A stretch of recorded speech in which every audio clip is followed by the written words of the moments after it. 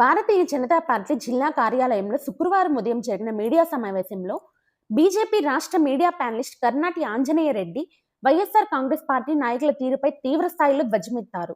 మాజీ మంత్రి గుడివాడ అమర్నాథ్, హోంమంత్రి వంగలపూడి అనితాను అసభ్య పదజాలంతో వ్యంగ్యంగా మాట్లాడడం తగదని, 3 తరాల రాజకీయ కుటుంబం అని చెప్పుకునేవారు మహిళలను దూషించడమేనా నేర్చుకున్నదని ఆయన ప్రశ్నించారు.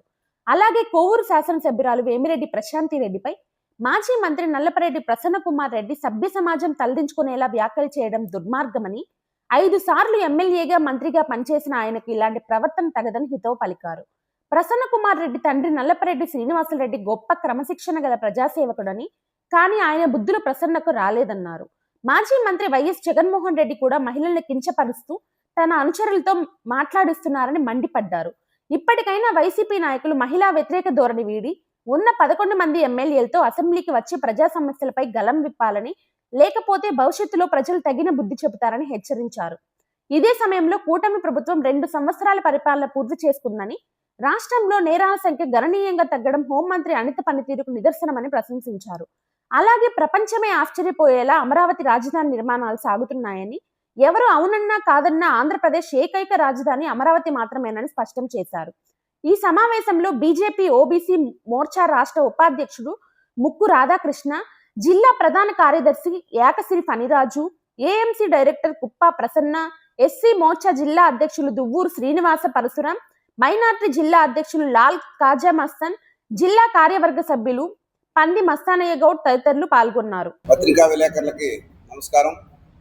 ఈరోజు పత్రికా విలేకరుల సమావేశంలో రాష్ట్ర అధికార ప్రతినిధి ఆంజనేయ రెడ్డి గారు, అదేవిధంగా ఏఎంసీ డైరెక్టర్ కుప్ప ప్రసన్న గారు, ఓబీసీ మోర్చా రాష్ట్ర ఉపాధ్యక్షులు ముక్కు రాధాకృష్ణ గారు, ఎస్సీ మోర్చా రాష్ట్ర జిల్లా అధ్యక్షులు ఎస్పీ పరశురాం గారు, అదేవిధంగా మస్తానయ్య గౌడ్ గారు ఈ కార్యక్రమాన్ని ప్రెస్ మీట్ని ఆంజనేయ రెడ్డి గారు తీసుకొస్తున్నారు.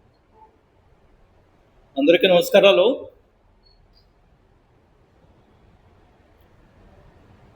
ఈరోజు వైఎస్ఆర్సీపీ నాయకులు మహిళా నాయకులపైన, మహిళా మంత్రులపైన చేస్తున్న వ్యాఖ్యల్ని తీవ్రంగా ఖండిస్తున్నాం. మొన్నటి రోజున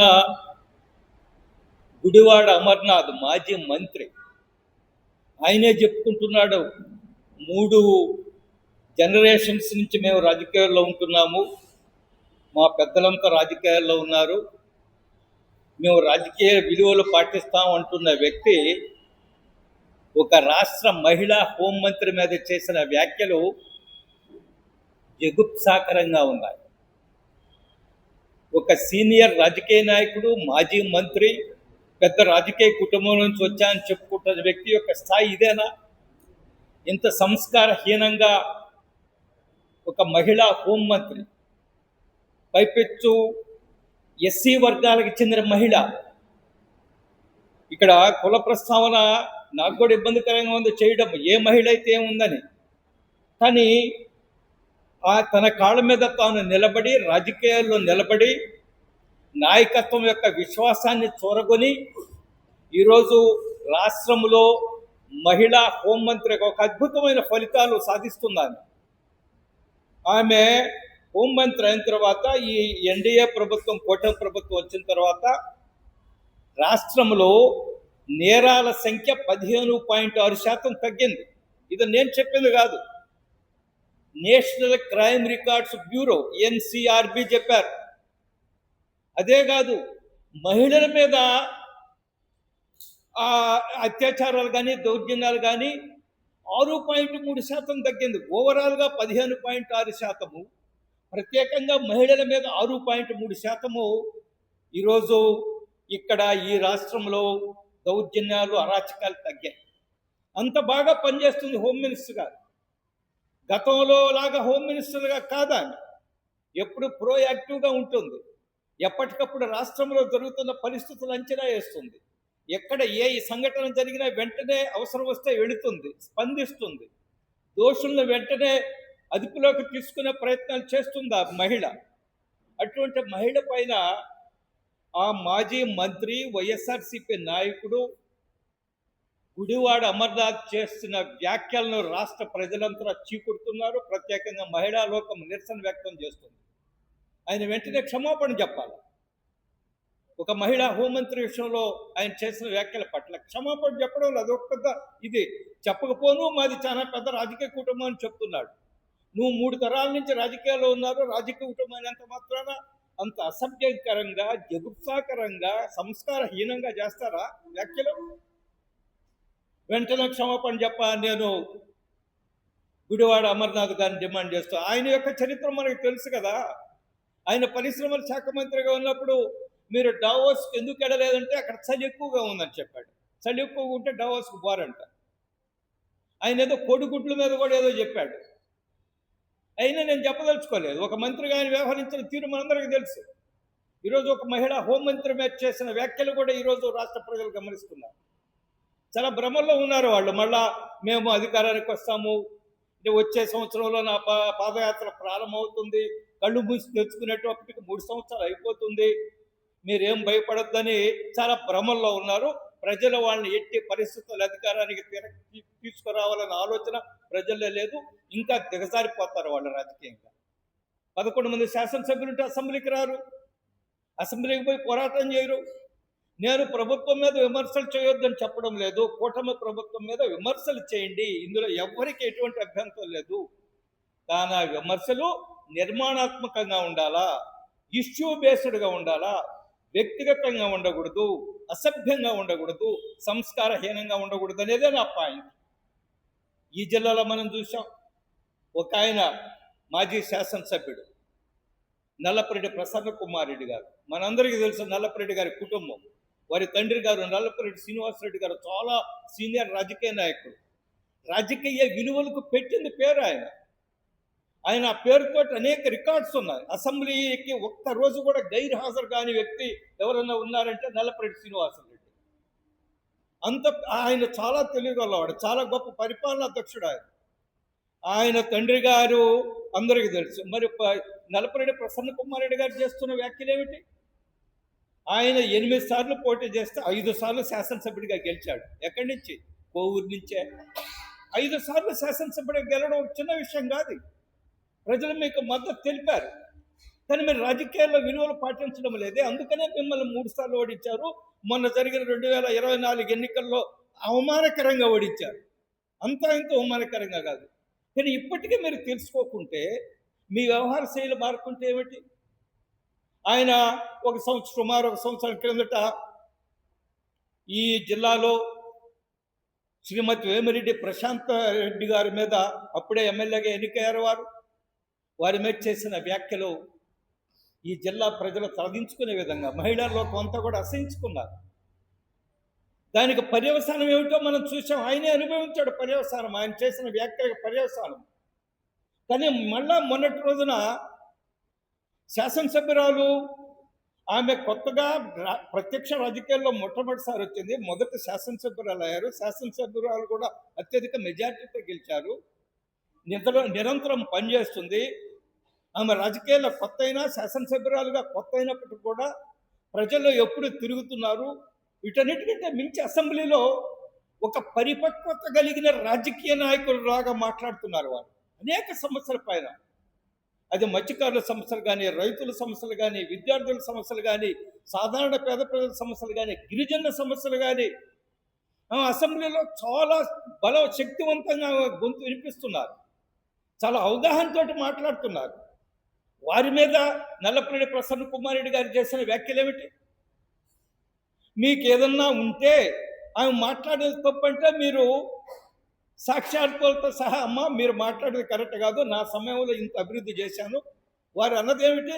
తట్ట మట్టి వేయలేదన్నారు. దాని మీద ఈయన చేసిన వ్యాఖ్యలు ఏమిటి? ఏదో మెస్, రేణిగుంట్ల మెస్ అంటాడు, తట్టల వ్యాపారం అంటాడు. అరే, ఒక సీనియర్ నాయకుడివి, 5 సంవత్సరాలు శాసనసభ్యుడిగా గెలిచావు, ఒక పెద్ద రాజకీయ కుటుంబం నుంచి వచ్చావు, మీ తండ్రి గారు మంత్రిగా చేశారు, చాలా గొప్ప రాజకీయ విలువలు పాటించాడు ఆయన. బిడ్డగా మీరు ఇదే వ్యాఖ్యలు చేయాల్సింది. మీ తండ్రి గారు మహిళలు ఏ విధంగా గౌరవించారు అందరికీ తెలుసు కదా. వారికి మహిళ అంటే చాలా గౌరవం నల్లపరెడ్డి శ్రీనివాసరెడ్డి గారికి. కానీ వారి అబ్బాయి నల్లపరెడ్డి ప్రసన్న కుమార్ రెడ్డి ఏం చేస్తున్నారు? 5 సంవత్సరాలు గెలిచిన 5 సార్లు శాసనసభ్యుడు సభ్యుడిగా గెలిచిన మీరు రాజకీయ విలువలు నేర్చుకోలేదా? ఒక మహిళ మీద, గౌరవం గల కుటుంబం నుంచి మహిళ మీద వచ్చిన శాసనసభ్యురాలుగా ఈ జిల్లాలో ఆమె పనిచేస్తుంటే వేమిరెడ్డి ప్రశాంత్ రెడ్డి గారి మీద మీ ఇష్టం వచ్చినట్టు వ్యాఖ్యలు చేస్తారా? ఆమె మా శాసనసభ్యురాలు కాకపోవచ్చు, కూటమిలో శాసనసభ్యురాలు, కానీ ఆమె వైసీపీ శాసనసభ్యురాలు అయినా కానీ ఎవరైనా వైసీపీ శాసనసభ్యులు మహిళల మీద ఉంటే, ఎవరైనా అట్లా మాట్లాడుంటే మేము ఖండిస్తాం ఖచ్చితంగా. రాజకీయ పార్టీ వాళ్ళ మీద ఇంత దుర్మార్గంగా వ్యాఖ్యలు చేయడం ఏదైతే ఉందో, నల్లపరెడ్డి ప్రసన్న కుమార్ రెడ్డి గారు, మీకు ఏమాత్రం రాజకీయ విలువలు ఉంటే వెంటనే మీరు క్షమాపణ చెప్పాలా, లేకుంటే మీరు దానికి పరిణామాలు అనుభవిస్తారు ఖచ్చితంగా. వచ్చే ఎన్నికల్లో మీరు రాబోయే ఎన్నికల్లో అనుభవిస్తారు, జరిగిన ఎన్నికల్లో అనుభవించారు. ప్రజలన్నీ గమనిస్తున్నారు ఎవరేం మాట్లాడుతున్నారు. ఎంతో ముందులాగా లేదు. ఈరోజు సోషల్ మీడియా వచ్చిన తర్వాత మనం మాట్లాడిన 60 సెకండ్లలో వెళ్ళిపోతుంది, ప్రపంచంతో తిరుగుతుంది, 1 నిమిషంలో ప్రపంచంతో వెళుతుంది. కాబట్టి నేను మాట్లాడేసాను, ఎవరు క్వశ్చన్ చేయలేరంటే కుదిరేది కాదు. ప్రశాంత్ రెడ్డి గారు అభివృద్ధి విషయంలో మీరు సరిగా చేయడం లేదు, నేనున్నప్పుడు బ్రహ్మాండంగా చేశాను, సాక్షాత్కారంతో మీరు నిరూపించండి, ఎవరికి అభ్యంతరం లేదు. కానీ వ్యక్తిగత దూషణ, వ్యక్తిగత దాడి, అదేవిధంగా అసహ్యంగా అవమానకరంగా మాట్లాడడాన్ని నల్లపరెడ్డి ప్రసన్న కుమార్ రెడ్డి గారు లాంటి సీనియర్ నాయకుడు, 5 సార్లు ఎమ్మెల్యే, అనేక సార్లు మంత్రిగా పనిచేసిన వ్యక్తికి తగదు. వారికి క్షమాపణ చెప్తే వారి యొక్క విలువ పెరుగుతుంది, వారికి క్షమాపణ చెప్తే వారి గౌరవం పెరుగుతుంది. కాకుంటే ఇంకా రోజు రోజుకి వారి యొక్క వ్యక్తిత్వము, వారి పట్ల గౌరవం రోజు రోజుకు తెలుస్తారు. అనదర్ పాయింట్, జగన్మోహన్ రెడ్డి గారు ఏం మాట్లాడుతున్నారో మనకైతే అర్థం కావడం లేదు. ఆయన అధికారం కోల్పోయిన తర్వాత చాలామంది అంటుంటారు ఆయన హాస్పిటల్ కేసుపై చూపించాలి, డాక్టర్ల దగ్గరికి ఏదో ఓ పర్టికులర్ జబ్బు చెప్పి దాంట్లో ఆయన బాధపడుతున్నాడు. నేనంతా ఆయన మనస్తత్వము, నేను మనస్తత్వ శాస్త్రవేత్తను కాదు, ఆయన మనస్తత్వం ఏమిటో నేను వాటి మీద చర్చించదలుచుకోవాలి. కానీ ఒక మాజీ ముఖ్యమంత్రిగా ఆయన చేస్తున్న వ్యవహార శైలి, మాట్లాడుతున్న మాటలు ప్రజల్లో రోజు రోజుకు చులకనైపోతున్నాడు. మొన్నటి రోజు నేను మాట్లాడారు పవన్ కళ్యాణ్ గారి విషయంలో, ఎవరో కనిపించకుండా పోయాడని ఒక క్రిమినల్ అయినా మంచివాడైనా వాడిని కనిపించకుండా పోతే ఎతిక పట్టవలసిన బాధ్యత పోలీసు మీద ఉంది, అందులో ఎటువంటి అనుమానం లేదు. చట్టం ముందు నిలబెట్టాలా, చట్టం శిక్షించాలా. చట్టాన్ని ఎవరి చేతుల్లోకి తీసుకునే హక్కు లేదు. కానీ ఆయన ఎవరో కనపడకుండా పోయాడని, ఎవరైనా సునీల్ కుమారా కనిపించకుండా పోయా, అతని మీద కేసులు కూడా ఉన్నాయి. ఎత్తుకు పెట్టమని ఒక సిఐని కూడా సస్పెండ్ చేశారు ఆ విషయంలో. కానీ జగన్మోహన్ రెడ్డి గారు ఏం మాట్లాడుతున్నారు, అతను ఫలాని కమ్యూనిటీ, మీరు ఆ కమ్యూనిటీని రెచ్చగొట్టండి, ఆ కమ్యూనిటీని అంతా పవన్ కళ్యాణ్ గారికి వ్యతిరేకం చేయండి, ఎందుకంటే పవన్ కళ్యాణ్ గారు కూడా అదే కమ్యూనిటీ కాబట్టి మీరు రెచ్చగొట్టండి, వచ్చే ఎన్నికల లబ్ధి పొందుతామను, మీరు వదిలిపెట్టొద్దు, ఎట్లా రెచ్చగొడతారో మీ ఇష్టమని ఆయన అంతర్గత సమావేశంలో వాళ్ళ నాయకులకు చెప్పడం ఏదైతే ఉందో, అది ఒక రాజకీయ నాయకుడి లక్షణం. అది మాజీ ముఖ్యమంత్రిగా చేసిన లక్షణమా? ఆయన లోక్సభకి 2 సార్లు ఎన్నికయ్యాడు, 3-4 సార్లు అసెంబ్లీకి ఎన్నికయ్యాడు, మాజీ ముఖ్యమంత్రి 5 సంవత్సరాలు. అది తగునా ఒక మాజీ ముఖ్యమంత్రికి? ఆయన ఇటువంటి రాజకీయాలు మానుకోవాలని మేము ఖచ్చితంగా డిమాండ్ చేస్తున్నాము. భవిష్యత్తులో ఈ విధంగా రాజకీయాలు నడిపితే, ఎందువల్లంటే జగన్మోహన్ రెడ్డి గారు and co Jaganmohan Reddy company మీద ఈరోజు రోజు రోజుకి కొత్త విషయాలు, కొత్త దుర్మార్గాలు, కొత్త కుంభకోణాలు, గత 5 సంవత్సరాలు 19 నుంచి 24 వరకు చేసిన కుంభకోణాలు బయటకు వస్తున్నాయి. ప్రజల్లో రోజు రోజుగా బలహీనపడుతున్నారు. 39% ఓట్లు వచ్చాయి మన ఎన్నికల్లో, కానీ ఈరోజు ఆ పరిస్థితి లేదు. గణనీయంగా ఆయన శాతం తగ్గిపోయింది. ఎందువల్లంటే మీరు మాట్లాడే వ్యవహార శైలి. అందువల్ల ప్రజలు రోజు రోజుకే మన మీద వ్యతిరేకత పెరుగుతుందనే ఉద్దేశంతో ప్రజల దృష్టిని మరల్చడం కోసము మన మాజీ ముఖ్యమంత్రి జగన్మోహన్ రెడ్డి గారు కులాన్ని రెచ్చగొట్టడం, తప్పుడు ఆరోపణలు చేయడము, తప్పుడు మాటలు మాట్లాడడము, ఆయన నాయకుల్ని తప్పుదారి పట్టించడము, సమాజంలో కులాల మధ్య చిచ్చు పెట్టడము, ఇది చేస్తున్నాడు. ఆయనకి ఇంకొక పని లేదు కాబట్టి. మాజీ ముఖ్యమంత్రి గారు జగన్మోహన్ రెడ్డి గారు, ఇది ఏమాత్రం సమంజసం కాదు.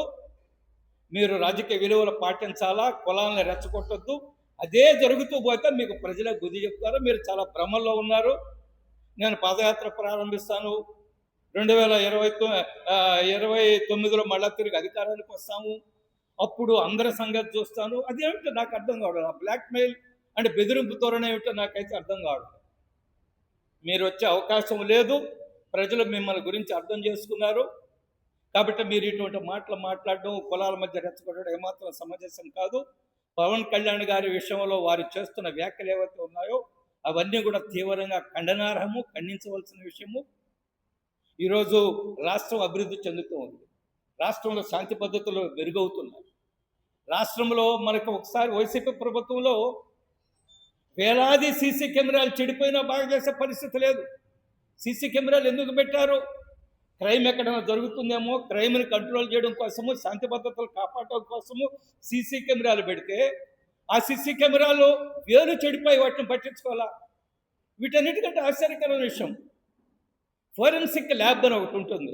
అంటే క్రైమ్ జరిగినప్పుడు దాని మీద పరిశోధన చేసి ఎవరన్నా సాక్ష్యాలు సేకరించడము, అది ఫోరెన్సిక్ ల్యాబ్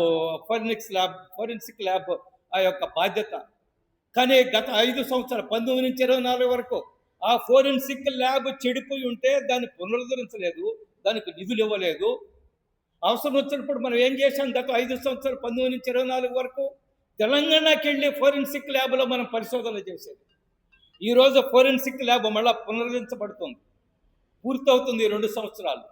మనకి తెలంగాణ మీద ఆధారపడవలసిన అవసరం లేదు. వేలాది సీసీ కెమెరాలన్నీ కూడా రీప్లేస్ చేయడం జరిగింది, పనిచేసే విధంగా వస్తున్నాయి. ఎక్కడ ఏదైనా శాంతి పద్ధతులు విఘాతం కలిగితే వెంటనే చర్యలు తీసుకునే విధంగా ప్రభుత్వం అలర్ట్ అవుతుంది. కాబట్టి ఈ అన్ని రకాల అభివృద్ధి జరుగుతుంది. అమరావతి అభివృద్ధి జరుగుతుంది. లక్షలాది ఉద్యోగాలు క్రియేట్ అవుతున్నాయి. కూటమి ప్రభుత్వంలో ఒక విశ్వాసము, పెట్టుబడిదారులకు ఒక విశ్వాసం వస్తుంది ఆంధ్రప్రదేశ్ మీద. కొత్త కొత్త కంపెనీలు వస్తున్నాయి, కొత్త కొత్త పరిశ్రమలు వస్తున్నాయి, ఇన్ఫర్మేషన్ టెక్నాలజీ ఇండస్ట్రీ పెరుగుతూ ఉంది.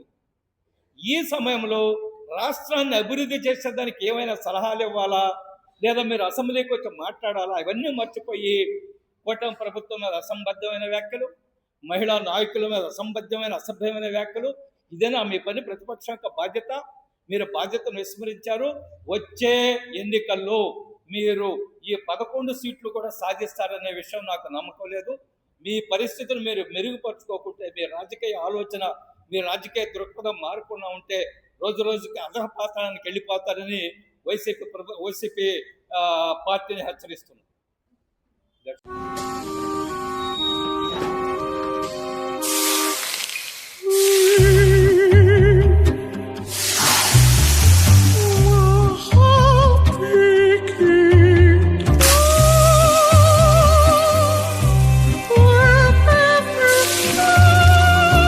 No matter the heat outside, stay cool inside with energy-efficient windows from Asahi System Windows. Please subscribe SS News AP.